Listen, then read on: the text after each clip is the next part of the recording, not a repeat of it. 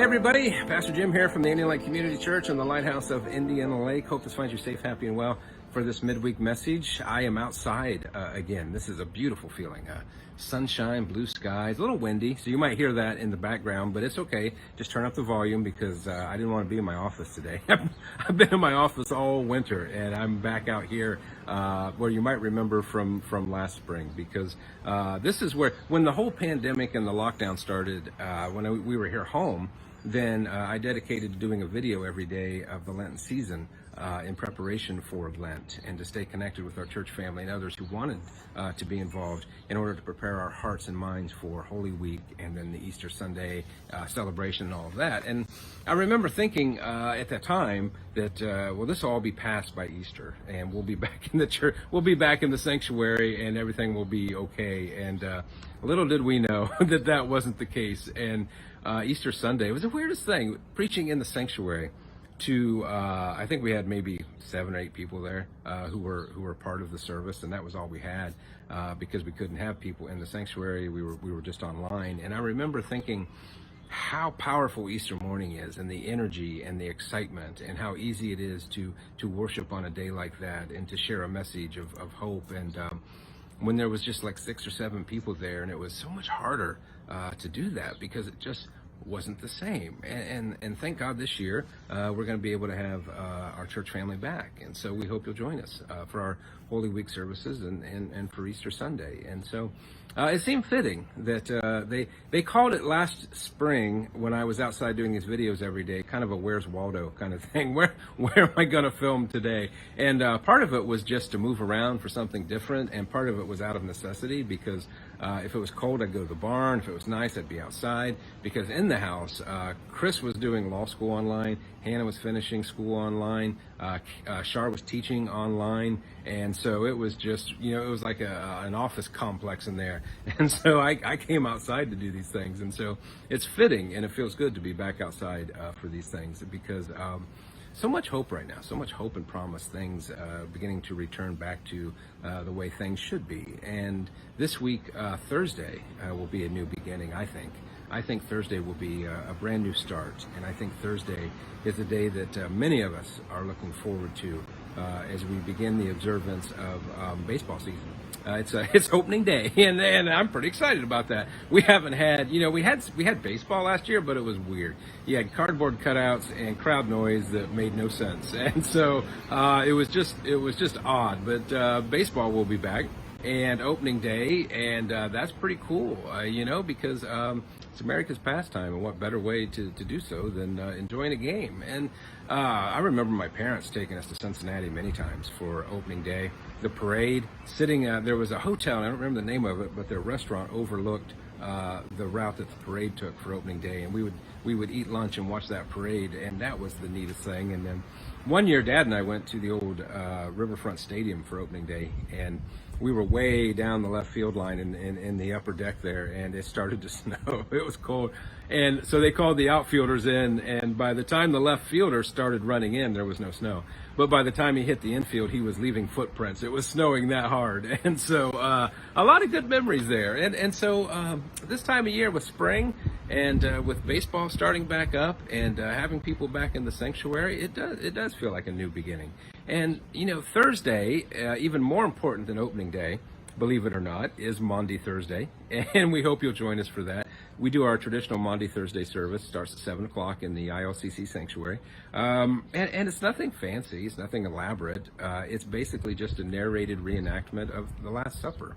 And as each disciple comes into the sanctuary, we read the background information, the bio on each disciple as they come in to the upper room, and they're greeted by Jesus. And then we review the teachings of Jesus that night, his last passionate plea and outpouring of his knowledge and his requests or his commandments of his disciples took place there, and it's powerful.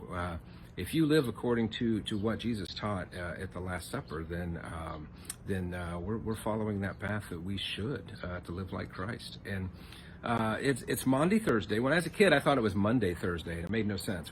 Is it Monday or is it Thursday? But as I got older, I found out it's Maundy.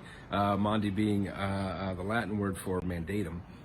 Or commandment, if you will, because Jesus says at that Last Supper, he says, "A new commandment I give you, to love one another." And how many times have we talked about that? People will know we are Christians not by our words, but by our love. And we exhibit our love by our actions. And so it's a powerful evening. We hope you join us. 7 o'clock, we'll do that reenactment in the ILCC Sanctuary for Maundy Thursday. And then we will enjoy, we'll have communion afterwards. And so we hope you can join us in the sanctuary for that. If not, you can join us online, either the website, Facebook, or YouTube channel. Any of those, we'll have it. We'll put it across all of those platforms in case you can't join us. And so we hope you will join us in person or online this Thursday, 7 o'clock. And then Friday, 7 o'clock for Good Friday. I tell you, the 7 o'clock Good Friday service, the Tenebrae service, it's powerful. It never fails to really move me and prepare me for the joy of Easter morning, because what we do is we read the scripture, and with each passage of scripture that tells the path of Jesus from the time he leaves the upper room until the time it is finished on the cross, we'll read a part of the scripture, and then we have a cross with candles lit.